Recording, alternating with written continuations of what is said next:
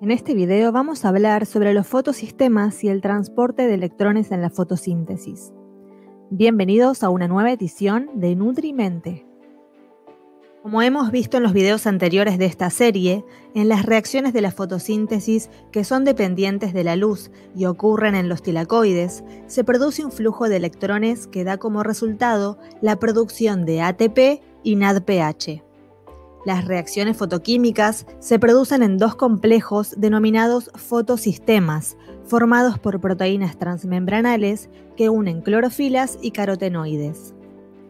Cada fotosistema está formado por una antena electromagnética colectora de la energía lumínica constituida por una variedad de pigmentos, clorofila A y B o C en las algas pardas y carotenos, asociados a proteínas, y un centro de reacción fotoquímico que contiene una molécula reactiva de clorofila A y otras moléculas que participan en las reacciones de óxido-reducción del transporte de electrones.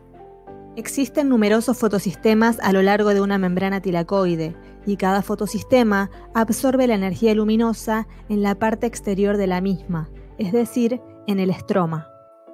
Los pigmentos accesorios son componentes esenciales. A menudo la molécula de clorofila A, que activa las reacciones luminosas, no es impactada de forma directa por los fotones, puesto que representa menos de un 1% de los pigmentos presentes en un fotosistema. Sin embargo, los pigmentos accesorios canalizan la energía del fotón a la clorofila A en el centro de reacción. En ocasiones, estos pigmentos accesorios, junto con las moléculas de clorofila A que transfieren la energía a la molécula de clorofila A del centro de reacción, son referidos como complejos antena, porque estas moléculas de pigmentos actúan como antenas que reciben y transmiten energía, algo así como una antena parabólica. La energía puede transferirse en forma de electrones energizados o es la energía en sí misma la que se mueve de molécula en molécula. Como resultado de la transferencia de energía de los complejos antena, la molécula de clorofila A del centro de reacción puede recibir mucha más energía luminosa que si lo hubiera absorbido por su cuenta. En otras palabras, cuando un fotón es absorbido por uno de los pigmentos de la antena, este rebota rápidamente sobre las otras moléculas de pigmentos del fotosistema hasta que alcanza la clorofila A reactiva de un centro de reacción. Cuando esta molécula de clorofila absorbe la energía lumínica, uno de sus electrones salta a un nivel de energía superior y se transfiere a otra molécula, un aceptor primario de electrones, también unido a las proteínas del centro de reacción. La molécula de clorofila, al perder un electrón, se oxida y queda cargada positivamente, mientras que el aceptor primario de electrones, al ganar un electrón, se reduce y queda cargado negativamente. Luego, este último se oxida al transferir el electrón a otra molécula diferente, un aceptor secundario de electrones. La clorofila será reducida de nuevo por electrones que vienen de otras moléculas llamadas dadores de electrones. Existen dos tipos de fotosistemas que se diferencian fundamentalmente por las longitudes de onda que absorben en mayor proporción. En el fotosistema 1, la molécula reactiva de clorofila A tiene un pico de absorción de alrededor de 700 nanómetros, una longitud de onda ligeramente más larga que el pico habitual de la clorofila. Por esta razón se la conoce como P700. En el fotosistema 2, el pico de absorción de la clorofila reactiva tiene un máximo a 680 nanómetros y se conoce como P680. Los números 1 y 2 indican el orden en el que fueron descubiertos. El fotosistema 1, además, posee poca clorofila B, mientras que el fotosistema 2 tiene mayor cantidad de esta clorofila, prácticamente la misma que de clorofila A. Como se mencionó anteriormente, cada vez que se activa la molécula de clorofila A del centro de reacción, se transfiere un electrón energizado al receptor primario de electrones. El flujo de electrones posterior puede seguir un camino lineal o cíclico. La importancia relativa de estos dos caminos depende de las condiciones metabólicas del organismo fotosintético. Las condiciones ambientales tienen una gran influencia en esta regulación. En un flujo lineal o no cíclico de electrones, ambos fotosistemas trabajan juntos en forma simultánea y continua. Para comprender el proceso, recordemos que la oxidación significa la pérdida de electrones y la reducción su ganancia. Cuando un fotón de luz es atrapado por la clorofila A reactiva P680 del fotosistema 2, un electrón de esta molécula es transferido al aceptor primario de electrones de este fotosistema. Una vez transferido el electrón, el P680 oxidado recibe un electrón y vuelve a su estado neutro. Este electrón será cedido por el agua, de forma indirecta a través de otros dos dadores de electrones. Es de esta manera que el agua participa en la fotosíntesis. El electrón será transferido a una serie de transportadores de electrones por medio de reacciones de oxidación y reducción, hasta alcanzar el P700 del fotosistema 1, pasando por un complejo proteico membranal intermediario llamado citocromo B6F. En el fotosistema 1, la clorofila reactiva P700 atrapa un fotón de luz, lo que induce su oxidación.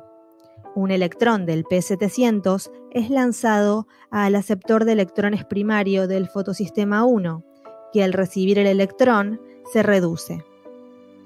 El electrón de la plastocianina reduce el P700 oxidado. Al oxidarse nuevamente el aceptor primario, el electrón es transferido a otra serie de transportadores hasta llegar al NADP, que se reduce y se transforma en NADPH. En diferentes etapas del transporte de electrones se extraen protones del estroma que son liberados en el espacio intratilacoide, el lumen. Esto crea un gradiente de protones que no se disipa, es decir, no vuelven al estroma porque no pueden pasar por las membranas tilacoides. El gradiente de protones genera una fuerza protón motriz que permite la síntesis de ATP a partir de ADP y fosfato en el complejo ATP sintasa. Este complejo está formado por dos componentes funcionales, CF0 y CF1. CF0 es un poro protónico compuesto por varias proteínas transmembranales que permite el paso de protones desde el lumen al estroma. CF1 es un complejo proteico extramembranal en donde se encuentran los sitios catalíticos de la síntesis de ATP. El movimiento de protones impulsa la formación de ATP a partir de ADP, un proceso quimiosmótico similar al que ocurre en las mitocondrias, que vimos en otro video del canal. La formación de ATP a partir de energía lumínica se conoce como fotofosforilación. De este modo, las reacciones luminosas utilizan los electrones energizados expulsados del fotosistema 2 para producir ATP rico en energía, y utilizan los electrones energizados de nuevo y expulsados por el fotosistema 1 para producir NADPH. Bajo ciertas condiciones, el fotosistema 1 puede trabajar en forma independiente del fotosistema 2. En este proceso, llamado flujo cíclico de electrones, los electrones son lanzados del P700 al aceptor primario de electrones del fotosistema 1, pero no alcanzan como destino final al NADP, por lo que no se forma NADPH. La ferredoxina transfiere los electrones a un transportador de electrones intermediario entre los fotosistemas 1 y 2, la plastoquinona o el citocromo B6F, desde donde nuevamente son restituidos a la molécula reactiva P700. En el transcurso de este pasaje se produce un gradiente de protones, cuya fuerza motriz permite la síntesis de ATP. El flujo cíclico de electrones que produce ATP, pero no NADPH, es una ruta alternativa que permite regular la cantidad de ATP y NADPH formados en presencia de luz según la necesidad de las plantas.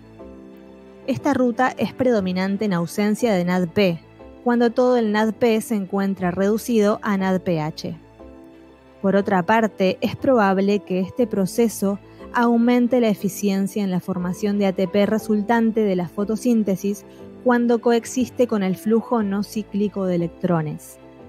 Las bacterias fotosintéticas tienen un único fotosistema y por lo tanto solo se produce un flujo cíclico de electrones alrededor de ese fotosistema.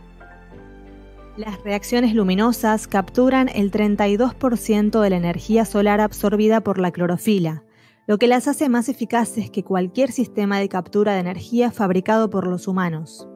Por ejemplo, los paneles solares suelen capturar en forma de electricidad o calor un 5% de la energía solar que absorben.